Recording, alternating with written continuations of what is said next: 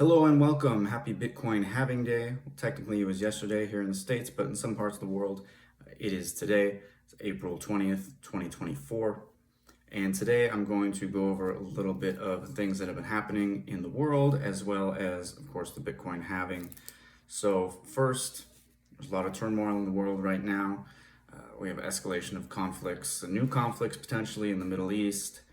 And now it looks like they may not become as bad as it seems like they might. Regardless, I think it's still a good time to position yourself in preparation for a lot of volatility when it comes to anything financial. I personally put on some short hedges on the major stock indexes on Monday of this past week, and that turned out to be a wise choice because stocks have pretty much cratered every single day the last, I think it's 6 trading days. If I recall correctly, there hasn't been either the S&P or the NASDAQ hasn't been down 6 days in a row since October of 22. So that's not a good sign. But there could be a reversal if the conflict magically resolves or doesn't escalate to the degree people are expecting it to. However, oil prices are expected to rise unless OPEC decides to really ramp up production. It's highly likely that oil prices will continue to rise from here, although a few of the last trading days, oil actually went down a lot, and it went down in tandem with bonds and equities and Bitcoin and crypto, other commodities, just everything. And that's typically not a good sign. I mean, we saw that during the COVID crash. We saw that during a lot of 22 when the interest rate hikes from the Fed started coming in. So this could be the beginning of some bigger kind of crash. But for now, I'm going to get into the Bitcoin halving here because no matter what's happening in the world, Bitcoin keeps clocking the blocks. TikTok next block is a common saying because no matter what happens, the network just keeps chugging along. So here we have an article that I wrote on, it was published on March 7th of this year for finance magnates entitled, "What is the Bitcoin Halving? Unveiling the most important event in Bitcoin's history." And the summary says, the April 24 halving, deemed the most significant to date, will reduce the block reward from 6.25 Bitcoin to 3.125.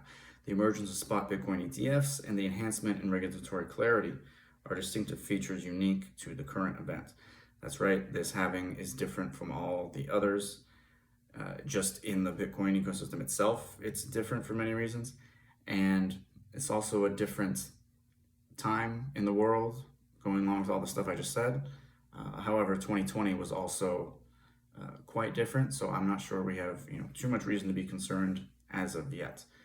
Now let's get into it. With spot Bitcoin ETFs having been approved the same year that the halving is set to take place, many newcomers may be wondering, what is the Bitcoin halving? It's a common question among those wanting to learn more about the protocol. Expected to be the most important event in Bitcoin's history, the 24 halving is expected to occur sometime on or around April 13th.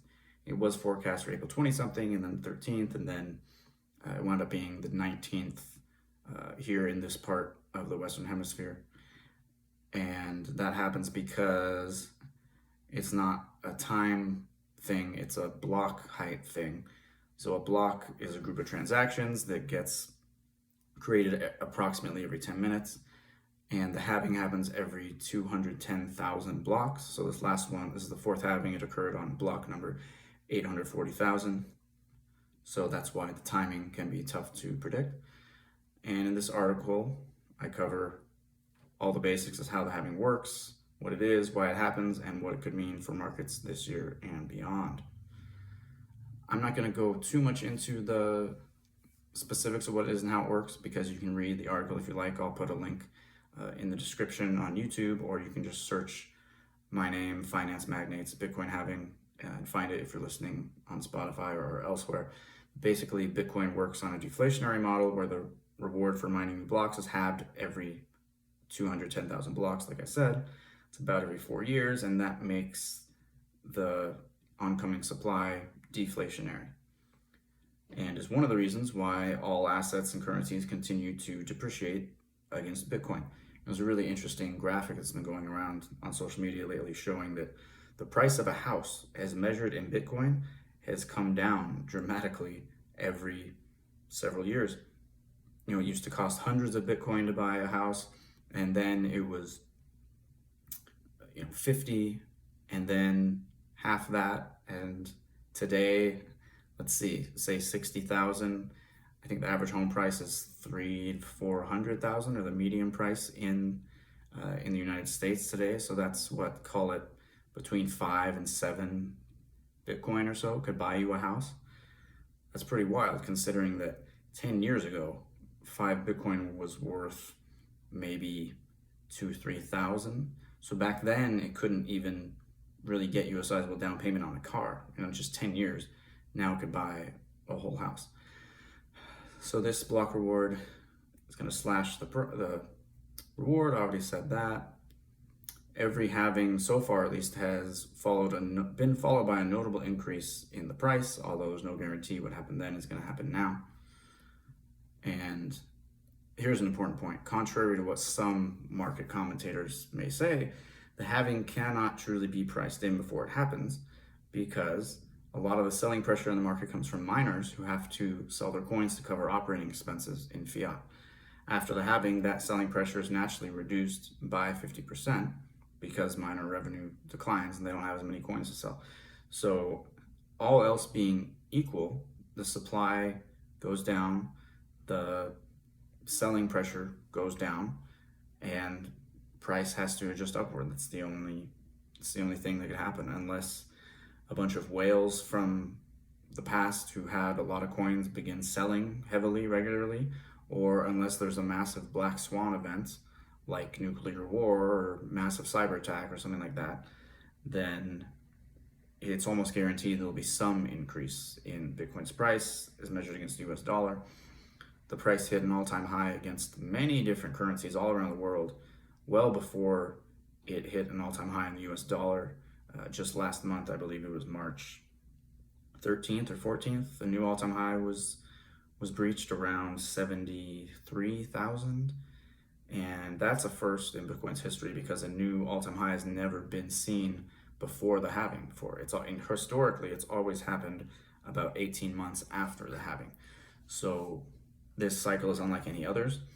Anyone preaching some kind of model saying, oh, this is what's going to happen with Bitcoin, it's based off these factors, stock to flow or whatever bands and technical indicators, it's all a lie. It can provide some useful insight, and in some ways that's the only way to analyze these things. I remember someone on LinkedIn asked me one time, and I said, technical analysis is 100% predictive of the past. And someone asked a reasonable question saying, well, how else do we analyze these things then? And there's a point to that. But the point I'm trying to make is that right now there's a lot of people out there trying to gain a following or finesse people one way or another just by sending the message of, oh, look, I know what's going to happen next because I have this model or this analysis method or whatever, when right now none of that's true. A year ago, maybe even 6 months ago, you could have said that possibly and had some kind of ground to stand on, some kind of argument to make. Today, that argument, any type of such argument, is completely bunk. There's no truth to it whatsoever, because we're in completely uncharted territory now. There really is no telling. Bitcoin could drop 50% from here. It could go to 5 million from here within the next year or two. There's really no way to know for sure. The bias is to the upside. Obviously, that's what makes the most sense. But there's a lot of different variables going on. And again, this is just uncharted territory. We've never had a period in Bitcoin's history like this. It's a unique year, unique halving, unique everything. So what happens to miners after the halving? Miners can struggle because they see a big reduction in revenue. Larger public mining companies can have a lifeline by accessing capital markets for further investment. Without a big increase in the Bitcoin price, some smaller miners are usually forced to shut down, and the hash rate tends to come down because of that. And that leads to a difficulty adjustment downwards, which then allows more miners to come back online because it's easier to make a profitable operation, since you don't need as much energy to mine the same amount of Bitcoin. The impact of this year's halving is the most important halving in Bitcoin's history. There's several converging factors that haven't been present during previous cycles. Some of these include the emergence of spot Bitcoin ETFs, increased regulatory clarity, a washout of many bad actors from the previous cycle like FTX, Celsius, Voyager, Vault, potential nation-state adoption of Bitcoin, El Salvador, and rumors of other larger countries potentially bringing in their sovereign wealth funds and whatnot, and corporate adoption of Bitcoin like MicroStrategy, other public Bitcoin companies. Some miners hold coins on their balance sheet. You got companies like Tesla and Block that hold some on their balance sheet. And in the past, the halving has been significant for the Bitcoin's price and the industry as a whole, even in the absence of the above variables. So it stands to reason that this time around could be astronomical, given the compounding effect of these new developments. That's just my take. That's my opinion there, really, but it seemed to me makes sense. In addition, because retail investors can now gain exposure to Bitcoin through ETFs, there could be ripple effects throughout the entire financial system. How this might take shape is anyone's guess.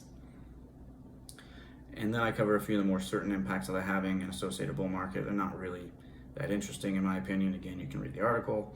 There's a nice little infographic here with those same points. And just the conclusion is that the Bitcoin halving is a pivotal event occurring every 4 years. And again, this was written in early March. So approaching it, there was a lot of anticipation for its potential price. And it does look like, the price has seen a small bounce just in the last 24 hours. Let me check right here real quick. Yeah, currently trading at 64.6 thousand. And that's significant considering it just dipped beneath 60,000 a few days ago. Yeah, on April 17th, the price briefly dipped below 60,000 for just a minute before coming all the way back up to 64.6. And that's down from the all-time high on March, it looks like March 13th, 14th, just over 73,000. So yeah, that's pretty much going to do it for this one.